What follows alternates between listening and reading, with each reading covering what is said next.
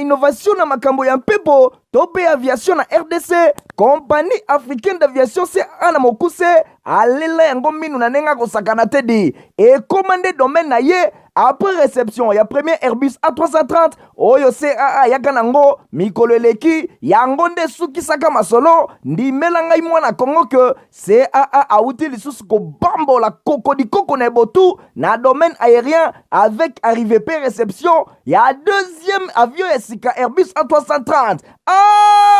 Airbus A330 deuxième frappe yango yo ya mokwake na mapate RDC ya boyebondi melangai ke mon côté na terrain po ezala nanu te ekomi lelo ntimba na nzuzi veut dire mapasa Airbus A330 ba avion ya mokwake ya liboso eyaka yango yo bozwa lix eza nango neti soki omatio kita na ote po confort nango eza na ba angle nyonso kobanda na bakiti na couloir na first class na classe économique et bongo bozo ya mibale yango yo nyonso eza na excellence pe noblesse moko hors pair boyeba pe bosimba ke Airbus A330 eza ba marque ba avion oyo bomonaka na international ba compagnie aérienne de renom pe crédible nde basalelaka yango bokokuta yango na bamboka lokola Allemagne veut dire na Machaft pe ba pays européen ebele kutu batu ya bafaire pe mingi ya minene na monde mingi basalelaka yango pona kitoko pe bopeto na luxe na yango surtout mécanisme ya sécurité eza nango chaque siège ndenge kaka boza komona eza na mwa mini télé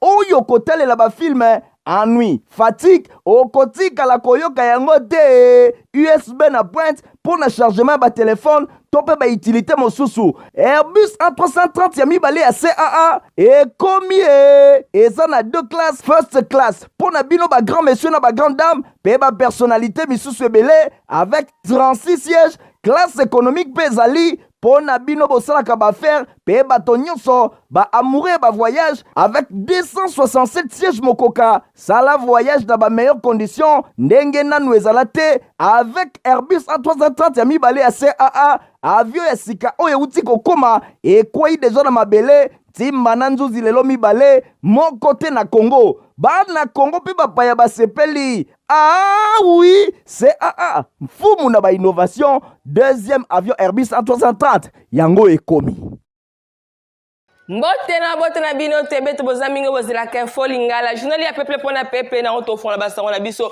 pona ko sabino que le 30 juin 1966 le 30 juin 2023 lele ekokisi 63 ans de République démocratique du Congo et zo ki indépendance na ye na maboko ya ba Belgique bona na ba grand moment ya indépendance et longo na héritier Mapindemi 30 juin 1960, 30 juin 2023, Lelo Ekokisi 63 ans depuis RDC accéda à la souveraineté nationale et internationale naïe. Bosimbake après période ya moulaï ya colonisation et pas wapi Congo et komaki propriété privée ya roi des Belges Léopold de Ngonga et kokaki un certain 30 juin 1960 pour na komona Congo azwali panda nyonso ezalaki résultat ya lutte moko ya makasi oyo organisation politique pe ya société civile basalaki pour na kuéveiller conscience ya population ya République démocratique du Congo pena kosenga lipanda nyonso esuka kibongo na table ronde ya Bruxelles et pa wapi oyo tobengaka ba période indépendance ndakisa Joseph Kasavubu, Patrice Emery Lumumba, Moïse Tshombe Ngalula Kamitatu Mbuta Kanza pe pona kotanga kaka bango bazalaki wana na table ronde ya Bruxelles pona kosunga République démocratique du Congo à l'époque Congo aye bana kozwa lipanda na ye bongo na sima milulu ezalaki organisé na palais de la nation na commune ya Gombe et pa wapi ba discours ya ndenge na ndenge epesamaki entre autres ya roi Baudouin ya Belgique ya président Joseph Kasavubu ya Patrice Emery Lumumba oyo esusitaki kanda makasi na ngambu ya pouvoir colonial bosimba kenyonso elekaki kitoko Congo azwaki indépendance na ye. Premier gouvernement tomonaki Joseph Kasavubu lokola président pe Patrice Emery Lumumba lokola premier ministre gouvernement et salemaki ba congolais nyonso bazalaki na espoir komona ke bana ya mboka lokola basungi mboka kozwa lipanda mboka ekotambola ndenge bango nyonso bakanisaki. Malheureusement ezalaki bongo nyonso esalemaki ndenge bakongole basuetaki te. Malgré nyonso elekaki, le 30 juin 2023 ezali 63e anniversaire ya accession na indépendance ya République démocratique du Congo. Malgré ezali célébrer la méditation kasi ezali kaka mokolo monene oyo ezali kotalisa mbotama ya République démocratique du Congo. Bonne fête ya indépendance et pas ya bakongole nyonso. Tout ce qui est la dossier indépendance, c'est pas une rédaction info lingala et meki kolobela bino bilan indépendance depuis 63 ans après. Mboka ekokisi lelo 33 ans. République démocratique du Congo azwa quand indépendance naye un certain 30 juin 1960. Boye depuis République démocratique du Congo azwa quand indépendance naye tolekisi 5 présidents mobimba oyo ba diriger mboka. Yaliboso Joseph Kasavubu après indépendance, Yami Balé, Maréchal Mobutu Sese Seko, Yami Satou, Mouzé Laurent Désiré Kabila, Yamine Joseph Kabila, P. Amitano et Zalibongo Félix Antoine Tshisekedi Tshilombo. 63 ans après, bilan nini tokoi kopesa na République démocratique du Congo. Sans que tolobela bilan ya président Mokomoko, tozali kaka ko englober pour na kolobela bilan ya mboka mobimba. République démocratique du Congo. Nzokande histoire ezali kotalisake RDC à l'époque Congo tango azwaka indépendance. Tokokaki ko comparer na Canada sur le plan ya économie. Monnaie na biso ezalaki na valeur makasi pe mboka na biso ebandai ko yamba bato ya ndenge na ndenge oyo babandai ko uta bisika mingi bazalaki na esengo ya kovanda na Congo. Kasi lelo ekonomi ya Congo ezali wapi moko na moko akoki kopesa eyano na mituna oyo. Sur le plan social tolobi ke ba Congolais ebele bazali kokende kovanda na ba pays limitrophes mingi kaka pona koluka eloko ya kolia. Nzokande kolia na Congo ezali pasi social ezali kotambola vraiment malamu te. Bilan oyo moko te akoki kobunga yango. Mais sur le plan sécuritaire, République démocratique du Congo, lelo azali ko faire face na ba groupes armés mboka ikomi biteni na biteni, insécurité ezali bisika na bisika, bato bazali kokufa lokola banyama, na information ya Congo mokolo moko te koleka, sans que oyoka, babomi batu kuna, babomi batu esika oyo, nyonso wana ezali kosala pasi pe ezali kotalisake 63 ans après, Pinzoli ya ba Congolais ezali kaka kokoba kotangana miso. Sur le plan politique, ba politiciens ya République démocratique du Congo 63 ans après maturité ya Malonga ezali komo anate. Bazali ko exceller kaka na ba guerre na bango ya leadership, bazali ko exceller kaka na koswana, kofingana, ba trahison, amour ya Congo ezali vraiment komo anate. Peut-être ezali kaka koloba matango nyonso na monoko, kasi na ba acte égoïsme nde ezali kopprimer.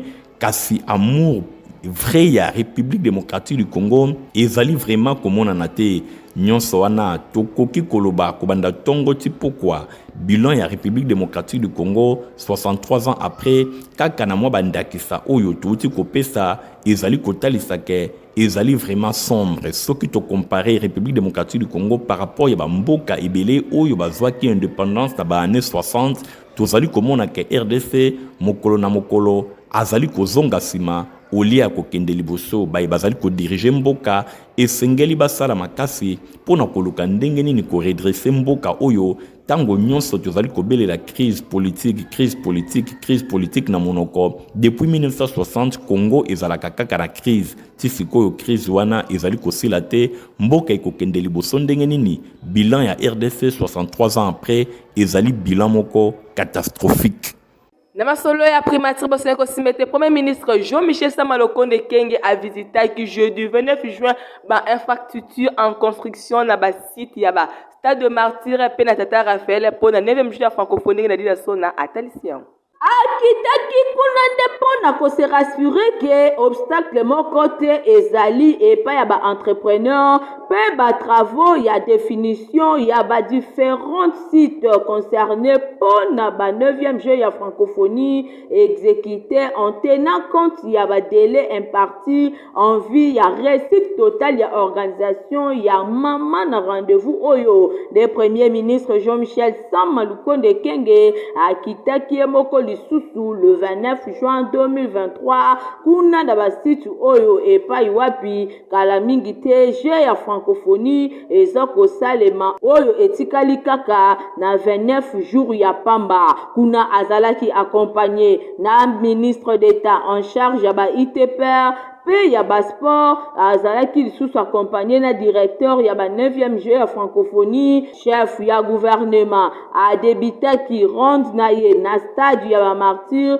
epai wapi ayambaki sur place ba explication moko détaillé ya part ya entrepreneur commis na travaux oyo avant inscrire chaque détail na site boyebake na stade Tata Raphaël premier ministre a se livraki ye moko exercice oyo awa également a visitaki terrain ya football na salle ya basket pe bongo na bongo na sima ya visite d'inspection oyo premier ministre atalisaki ndenge ete mikolo etikali mokie déjà première équipe yekobanda kokita na Kinshasa déjà le 13 oyo esengeli kobongisa basite oyo kitoko pamba te yango nde ekoyamba bathlète oyo bosengeli koyeba ke 9e édition ya baje ya francophonie ekosalema na Kinshasa le 26 juillet sur le 6 août 2023 na yango travaux ya construction ya infrastructure oyo eko abrité baje esengeli ekoma na stade ya Suka ensemble na basite nyonso oyo à quelques jours ya rendez-vous premier ministre akokita na terrain pona kopesa pinch na entreprise envie ya koprompter livraison ya ouvrage. Pour boucler dossier na biso indépendance ya République démocratique du Congo, to signaler bino que prière comme on est et cela qui est organisé vendredi 30 juin na stade de Martyr pour la République démocratique du Congo na cadre de célébration son 3e anniversaire et indépendance de la République démocratique du Congo. À 30 jours, il y a tenu ya jeu à francophonie Isidore Kwanza a rassuré effectivité à jeu na Kinshasa na point de presse basalaki na ministre de la culture et arts Catherine Katumbu reportage héritier Mapinde.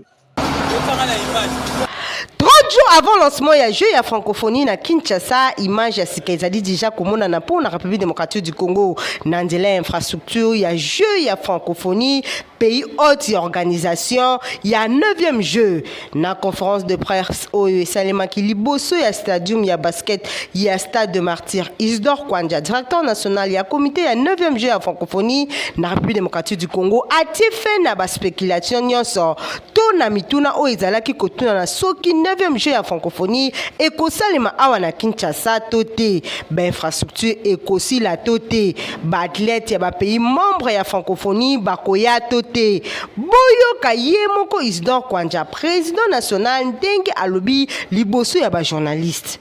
L'heure n'est plus aux spéculations.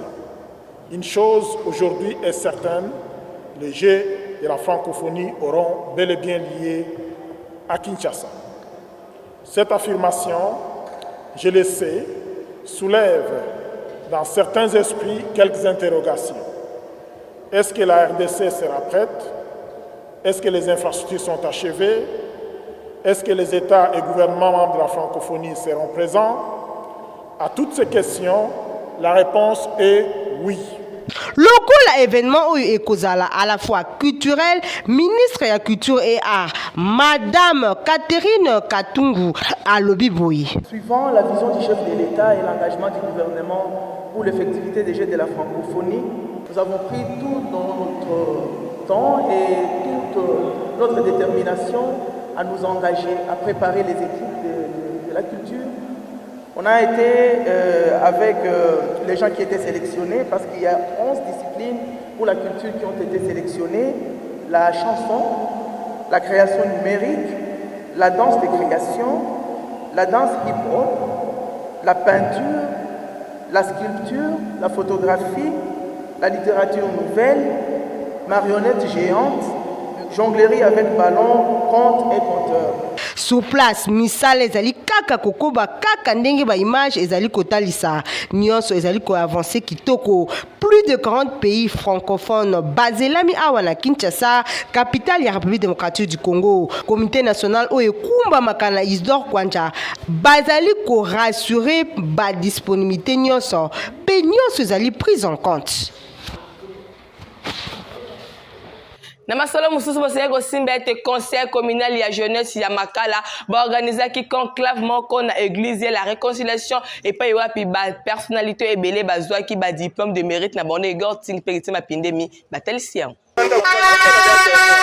Église la réconciliation na commune ya Makala e yindaki na ndenge ya kosakana te na occasion conseil communal ya jeunesse ya Makala ba organisaki mo bange na conclave oyo esangisaki bilenge pe ba personnalité ya ndenge na ndenge ezalaki bongo na thème engagement citoyen comme base du développement communautaire. Ba intervenant ya ndenge na ndenge balekaki po na ko développer thème oyo assistance ezalaki vraiment na esengo makasi pambate bayaki ebele ndenge kaka bino moko bozali komona conseil communal ya jeunesse ya Makala basali eloko moko ya makasi kaka na même occasion ba profitaki pe po na kopesa mbano to ba diplôme de mérite epai ya bato nyonso bazali ko exceller na oyo etali encadrement ya jeunesse bapesaki pe ba diplôme de mérite epai ya ba meilleur politicien oyo bazali kosala makasi pona likambo etali assainissement ya environnement ndenge bino moko bozali komona ba différents lauréats balekaki wana pona kozwa ba diplôme de mérite oyo kati na bango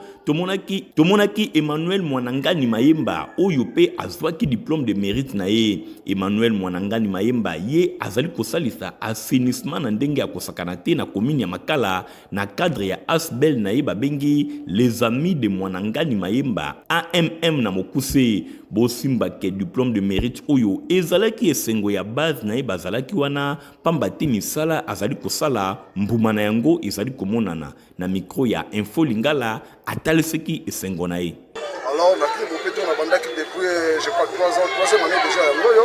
Alors il y a un diplôme de mérite dans ce après la zone remercier bah union surtout mingi conseil communal de la jeunesse de Makala parce que ça va remerciement mingi parce que basali bena que oyo esengeli ko baye ba kinga na ça ça malamu yango ba pesa na PV on a vu mais bête na on PV donc dès que ça la ba lekana ba mona yango yo ba pesa na PV yango yo ba konza pesa donc on a nous ça ba kinga ça ba mona na ko beta pesa te mingi na bande kolanga wa jeune on a besoin de ça la azwa ça la c'est la fuite. Bosimba ke cérémonie oyo emarkaki présence ya bourgmestre adjoint ya commune ya Makala oyo pe ayaki pona ko encourager conseil communal ya jeunesse ya Makala na eloko basali. Emmanuel Mwanangani Mayemba na sima ya koza diplôme na ye elongo na base na ye basalaki mo bange na carnaval na commune ya Makala batambolaki na ba avenue minene pona kotalisa esengo na ye na oyo nyonso azali kosala bana commune ya Makala balobi Emmanuel Mwanangani kende liboso bango nyonso na sima na yo.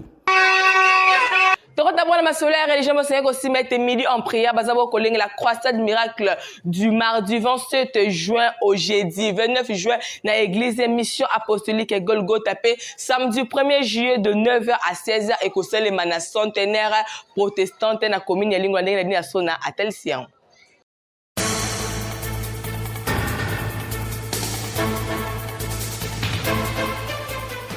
Midi en prière. Eza musalo ezo sala manakisa sawa midi nyonso ba prière eza na B1 pe na Facebook bozolanda et midi en prière ezo organisé croisade miracle mo bangé ya croisade miracle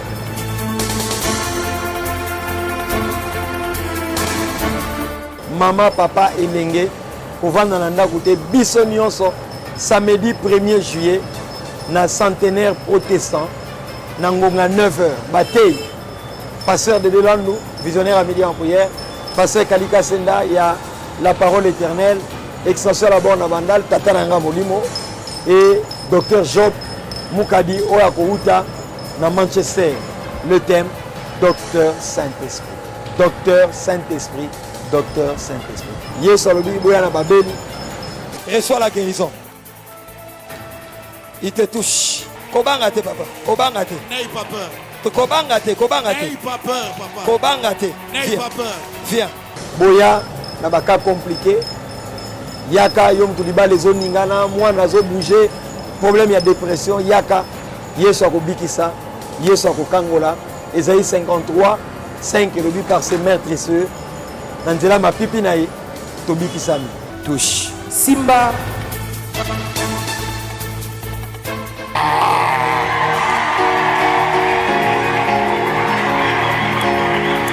Elle dit, elle a 3 hernies discales. 3 hernies discales. Il y a de cela 18 ans. Au nom de Jésus-Christ, reçois l'onction de guérison et sois guéri. E seja curado. Em nome de Jesus. Ah? Não está travando? Elle dit, ça ne bloque pas. Alléluia. Elle s'est courbée, elle n'a rien senti. Alléluia. Jésus está opérando. Alléluia. Papa, nous n'avons que toi. Je proclame le redressement total. Redressement total. Au nom de Jésus. Oh. Rebachete. Oh. Est-ce qu'on peut garder nos yeux fermés? Oh. Ça te faisait comment? Depuis un temps, je ne pouvais plus écouter. C'est-à-dire combien de temps? Plus d'une semaine. Quand quelqu'un parlait, tu n'écoutais rien? Non, très difficilement ici. Et juste pendant qu'on priait debout ce matin, je disais, Seigneur, guéris-moi parce que je dois écouter. J'ai juste senti une liquide sortir de mon oreille. J'ai essuyé. Et du coup, il y avait un petit peu comme des bourdonnements. Et j'ai entendu clairement. Tu entends clairement maintenant? J'entends. Maître Ozalapé na école de guérison. On est du mardi 27, kino jeudi 29, na tongo 9h à 12h30. Et puis bah pourquoi? Tu vas nous à 16h, 19h30. Kaka mardi, ti jeudi wana, na mag, référence rond-point qui pointe, ça finira par marcher, ça finira par aller. La sombre nuit va passer. Match ça bien. Yesu alingi o mingi.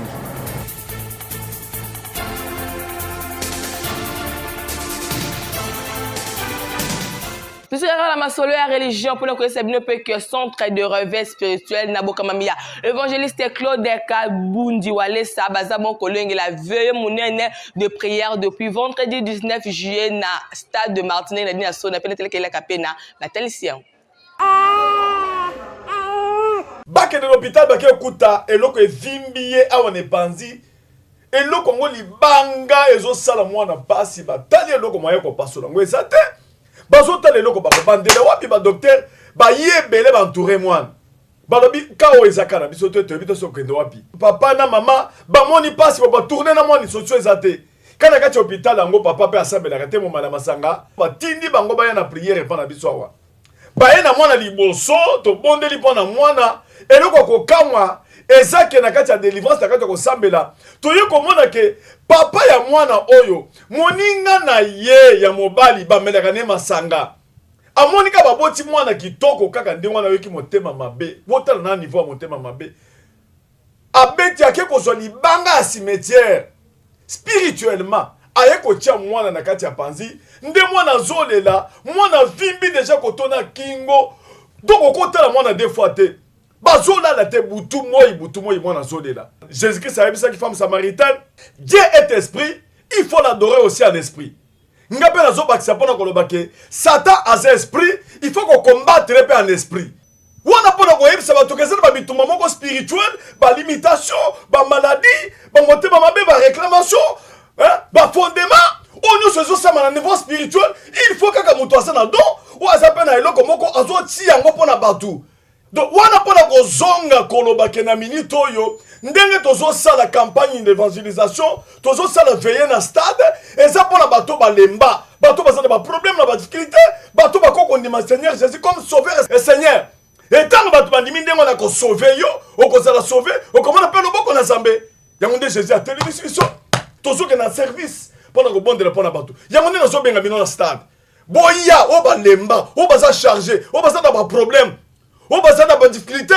On va dans la difficulté les cas. Au moins les simba te yebake mais noir moko ezali. Donc les habitants spirituels, tout le monde s'en va en esprit. Zama pangola bino, na bengi bino le 14 juillet, boya na katasta na veillé, toko kutana, toko sambel ensemble. Toujours les sources de ma solaire religion pour nous connaître bien qui est Congo pour Christ. C'est personne na mokusu. Et le rond évangéliste Jean Stark Jiami na bazabo kolongi la campagne d'évangélisation na stade des martyrs na Kinshasa comme na vendredi 18 et dimanche 20 août 2023 et cause la bon le sambo pour na mabota pe pour na mbora ndenge c'est pas scandé pe gortingi batalisia.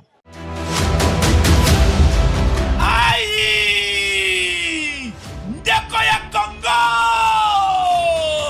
Est-ce que Soyoki Sango ya CPC 2023 Congo pour Christ avec l'évangéliste international Kizamina Kibila Jean-Oscar, l'homme de Dieu, l'homme de feu.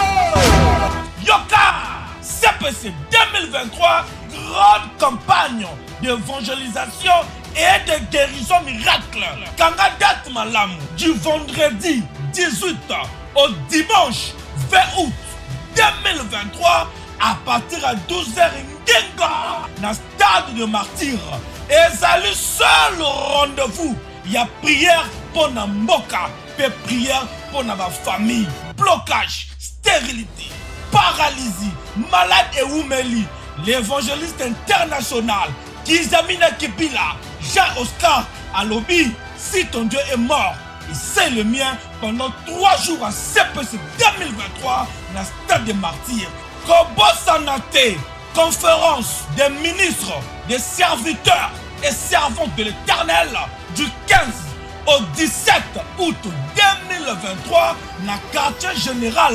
Il y a ministère la puissance du nom de Jésus-Christ. Oyo et Zoami, na croisement Capella et chaussée de Guimoueza numéro 8, quartier Yolo Sud, commune à Kalamou, référence Maître Toro. Ah! Bon à CPC 2023, Dana Zangate.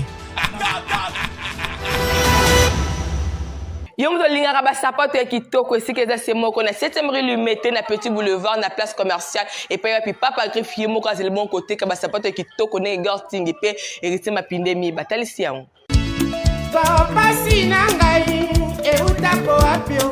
Olingaka basapatu kitoko, olingaka mokoto ya malonga oyo ekobimisa yo propre liboso ya bato nyonso. Esika eza se moko na 7e rue na commune ya Limete na place commerciale na Petit Boulevard. Tala malamu yeyo collègue ya bato nyonso basalaka basapatu minene na mikili ya poto basapatu ya kitoko oyo bino boyebi. Yeyo ye moko ayebi mosala na ndenge akosakana te bato nyonso bayebi. Collègue ya Jimmy Weston azali kosala koto na ndenge akosakana te. Nayebi ke chef de l'État Fachi Beton oyebinga na Kombo, oyebinga na Elongi, oyebinga na Moussara. Moi je pense que c'est déjà quelque chose de bon. Puis oyebi batezaki na Limete. Toki na premier ministre nous allons na Nize oyo kota palais du peuple obenga ngai tokutana. Mais tu le loka ba blocage. Mais on a même le ministre là, ministre de la culture Azali, ministre de l'industrie Azali, ministre de la PMI Azali, PMR. Mais pourquoi tu es beaucoup de changa maboko, va venir diminuer le taux de chômage. Pour nous les hommes, par contre, nous n'avons pas Patrice pour diminuer le taux pour encadrer jeunesse, pour transformer Bango, si on dit que ça la sapate, est-ce que on a besoin de ça pour nous? Je ne pense pas. Automatiquement, à Oluka, Azala, responsable pour qu'il y ait des familles. Mais pourquoi? Pourquoi? Naza a été dit pourquoi? Dans ce rôle, on a fait un Argentine au Bila. Adjoint à Zali chez Koko Moulumba, fils gouverneur Argentine au Bila. Nous avons même bonne foi. Alors, Ngamoua, mais Bangati n'est pas chef de l'État. Il n'a pas essayé mon compte. Il a dit que ma politique, moi, ma caméra. Mais il fait qu'il bonne foi. Autorité moi je pense que nous sommes effort et ça devoir on a vu on a devoir on a la salle sur le téléphone à 7e rue place commerciale na Petit Boulevard place partie soit un peu monsieur mon ambassadeur d'Adora Kekele pour nous dans la présence de la salle nous a bien organisé nazala mikanda nyonso oyo ekosenga l'état lobi po tosoutenir yo yango na bimisi mais balingi kosoutenir nga te bon je comprends ntango client nyonso akotaka awa oyoka yango papa desmawa ngoba biso mama te po basoutenir yo il faut simba science mais nga na simba science na vi nanga te donc chaussure ya awa ozala osala fete olia bato nyonso na fete nataka piesa awa ozala oza na mariage lata awa oza na sapato ya monene lokola ilki yaka na odimini yango koma lokwa ye moro ekoka yo oza na oyo lokwa ye moro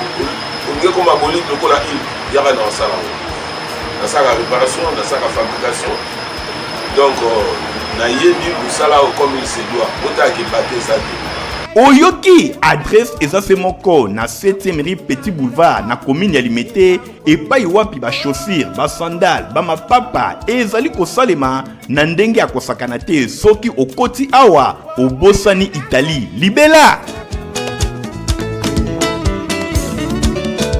Journée venu bolingara mingi fo lingala journée l'appel pour la peuple que bon so resto comme la bonté surtout faut te ça merci mingi gor tinga de kine simeka mais concours rédactionnel willing el bosé ko simete journée les équipes super vous moko héritier ma pile musu connaissance c'est manesque de to côté mikolezele koya au revoir.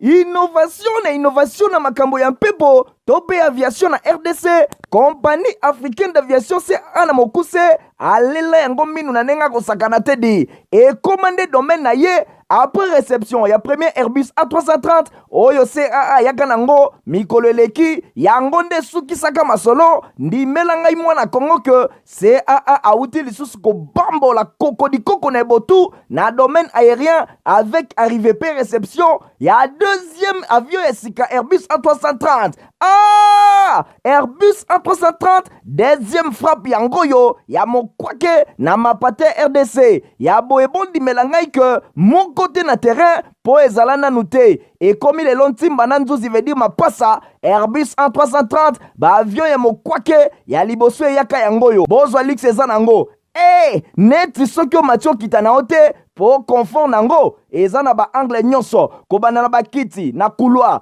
na first class na classe économique et bongo bozo ya mibale yango yo nyonso eza na excellence pe noblesse moko hors pair boyeba pe bosimba que Airbus A330 eza ba marque ba avion oyo bomodaka na international ba compagnie aérienne de renom pe crédible nde basalelaka yango bokokuta yango na bamboka lokola Allemagne veut dire na Machaft pe ba pays européen ebele kutu batu ya baaffaire pe mingi ya minene na monde mingi basalelaka yango po na kitoko pe bopeto na luxe na yango surtout mécanisme ya sécurité eza nango chaque siège ndenge kaka boza komona eza na mwa mini télé oyo kotalela bafilme ennui, fatigue, okotika la koyoka yango te USB na pointe pour le chargement ba téléphone tope ba utilité mosusu Airbus A330 ya mibale ya CAA et combien eza na deux classes first class pour na bino ba grand monsieur na ba grande dame pe ba personnalité misusu ebele avec